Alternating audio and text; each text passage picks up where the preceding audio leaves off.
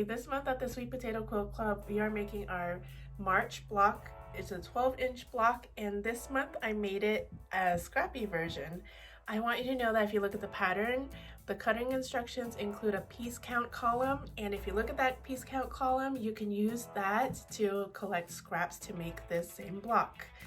This month's new skill is a square and a square, and in order to make this square and a square, it'll have you cutting squares that are 1 7/8 inches. I'm going to show you how to do that and how to make this square and a square before using all the skills we've practiced to make and complete this block. This month we will be cutting square B to 1 7/8 inch by 1 7/8 inch. If you've never done this before, make sure you have a ruler that has 1/8 of an inch markers, and if you're not sure, just make sure there are 8 markers in every inch. Here I have a square that I've already cut into that size, and I just want to show you that when I put my ruler over this square and line up the cutting edges, the square should go to the very last marker right before the 2-inch mark on the ruler.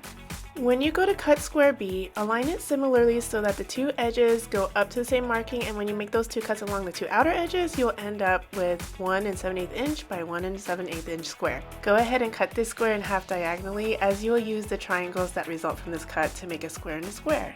Now I'm going to use this square A to show you how to make a square and a square. I've already gone ahead and folded this square into quarters and then pressed it so that you can see creases that divide it up equally into quarters. I've also taken 4 triangles from cutting 1 7/8 inch squares, and I pressed them in half as well. First, place the triangle right sides together by lining up the crease folds. By doing this, you will ensure that the pieces are lined up and centered. You can also set another triangle piece on the opposite side of the square right sides together and sew a 1/4 inch seam on both sides of this square. It is not possible though to sew all of the sides at one step. It's best to do 2 opposite sides for the moment because you will need to press them open before doing the other 2 sides. I'll be back after sewing these 2 sides.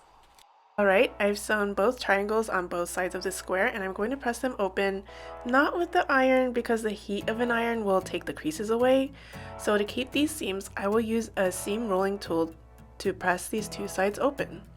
Now it's time to sew the remaining 2 triangles right sides together to the remaining 2 edges of the square, again by lining up the creases in the center.